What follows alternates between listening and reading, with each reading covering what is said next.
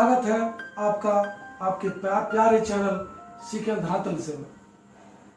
आज आप इस वीडियो में कक्षा 7 का विज्ञान का पहला अध्याय, जो कि पूरा अध्याय हम इस वीडियो में लाने का प्रयास किए हैं, देखेंगे और अवश्य लाभान्वित होंगे। तो चलिए, मैं अशोक कुमार, चलते हैं अपने विषय वस्तु की ओर। बच्चों, क्या पौधों को भी भोजन की आवश्यकता होती है? सभी जीवित प्राणियों को विविध गतिविधियों जैसे शरीर की वृद्धि, शरीर के टूटे फूटे कोशिकाओं की मरम्मत एवं जैविक प्रक्रियाओं के लिए आवश्यक पदार्थों की आपूर्ति के लिए ऊर्जा की जरूरत पड़ती है। यह ऊर्जा उन्हें कैसे प्राप्त होती है?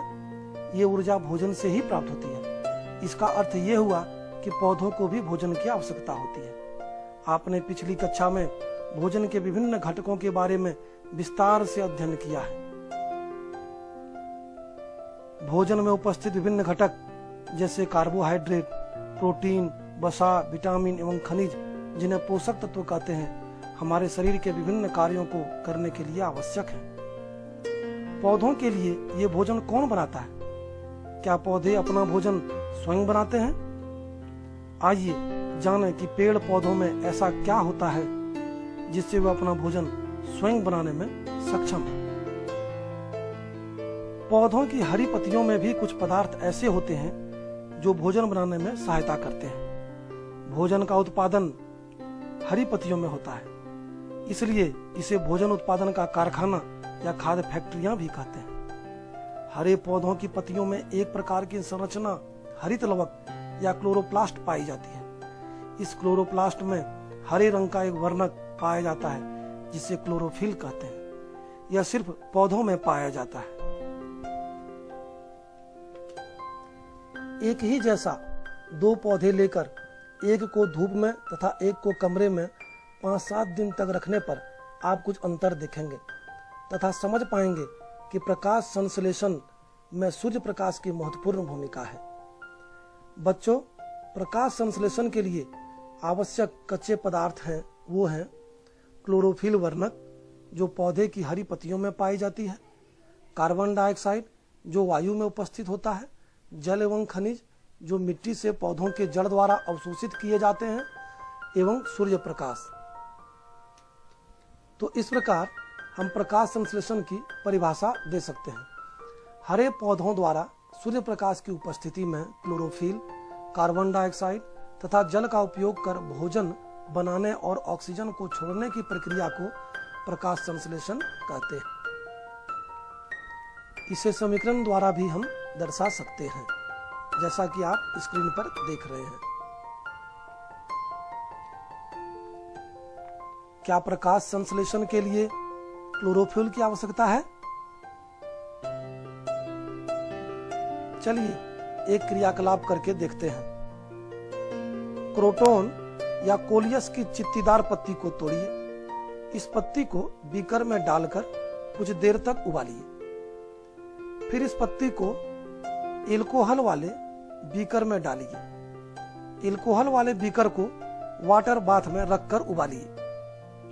पत्ती में मौजूद हरा वर्णक क्लोरोफिल पत्ती से निकलकर एल्कोहल में घुल जाता है। रंगहीन पत्ती को पानी में अच्छी तरह से धोइए। पत्ती को पेट्री डिश में रखकर आयोडीन की कुछ बूंदें मिलाइए।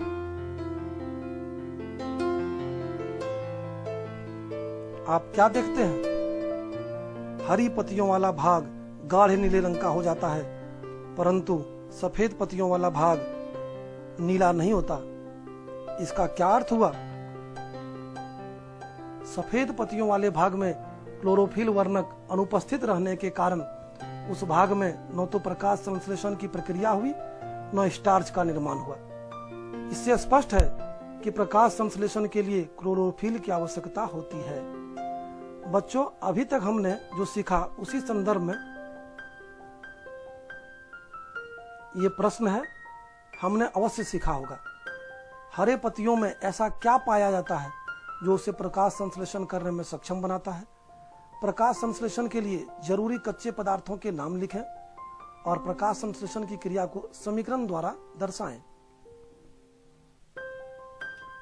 पौधे की पत्तियों की सतह पर छिद्र होते हैं। पत्तियों की सतह पर स्थित ऐसे छिद्र को रंध्र कहते हैं। रंध्र द्वार कोशिकाओं द्वारा घिरे होते हैं। ये पत्तियों के दोनों भाग में पाए जाते हैं।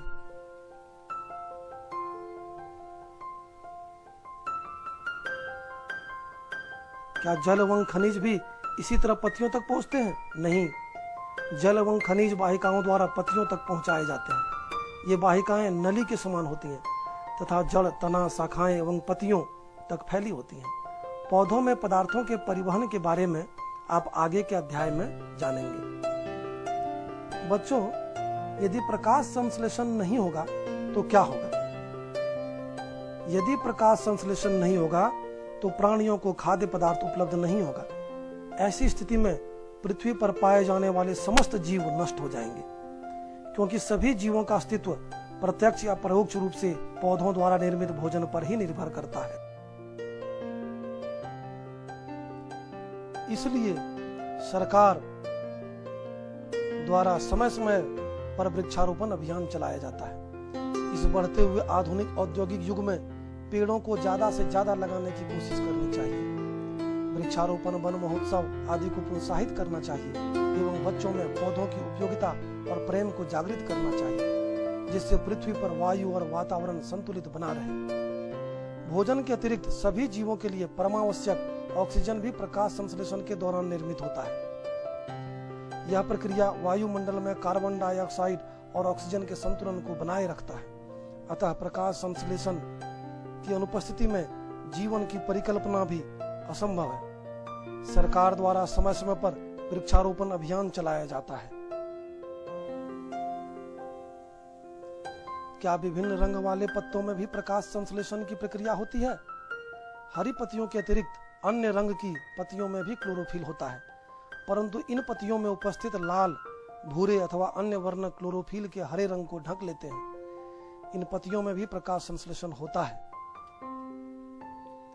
क्या आपने गीली दीवारों पर तालाब अथवा ठहरे हुए जल की सतह पर हरे रंग की चिकनी सतह के तंतु के आकार वाले पौधों को देखा है? इन्हें शैवाल कहते हैं। इनमें भी क्लोरोफिल होता है, इसलिए ये प्रकाश संश्लेषण द्वारा अपना भोजन स्वयं बनाते हैं। अतः ये स्वपोषी होते हैं। बच्चों, अब बताइए, प्रकाश संश्लेषण की क्रिया में पत्ती कार्बन डाइऑक्साइड कैसे ग्रहण करती है? क्या रंग बिरंगी पत्तियों में भी प्रकाश संश्लेषण की क्रिया होती है? हम कह सकते हैं कि पोषण की वह विधि जिसमें सजीव अपना भोजन स्वयं संश्लेषित करते हैं स्वपोषण कहलाता है। ऐसे जीव जो इस विधि से अपना भोजन ग्रहण करते हैं उन्हें स्वपोषी कहते हैं। पोषण की वह विधि जिसमें प्राणी अपना भोजन स्वयं संश्लेषित नहीं कर सकते हैं और प्रत्यक्ष या अप्रत्यक्ष रूप से हरे पौधों अथवा अन्य जंतुओं पर निर्भर रहते हैं, परपोषण या विषम पोषण कहलाता है। ऐसे जीव जो अपने भोजन के लिए पौधों या अन्य जीवों पर निर्भर रहते हैं परपोषी कहलाते हैं। अतः सारे जीव जंतु परपोषी हैं। क्या पौधे भी विषमपोषी हो सकते हैं?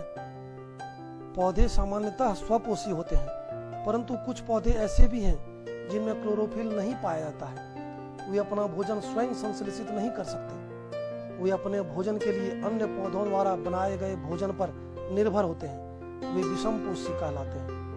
क्या आपको वृक्ष के तने एवं शाखाओं से लिपटी रस्सीनुमा पीले रंग की संरचना दिखाई दे रही है? ये अमरबेल का पौधा है।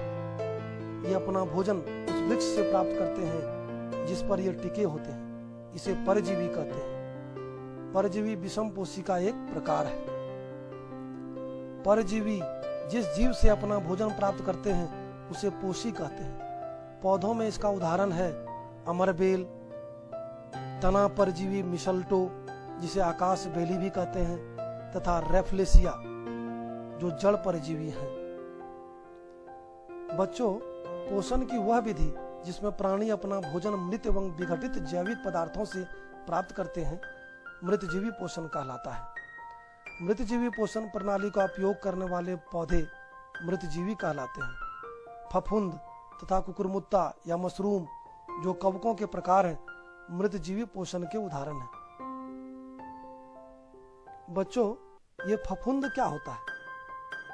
हमने बरसात के दिनों में अक्सर बचे हुए ब्रेड के ऊपर इस प्रकार का रेशेनुमा धब्बा अवश्य देखा होगा।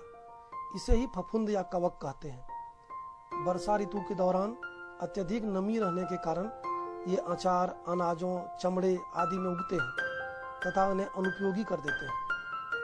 कवकों के बीजाणु वायु में उपस्थित होते हैं। नमी मिलने के कारण ये नए कवकों को जन्म देते हैं।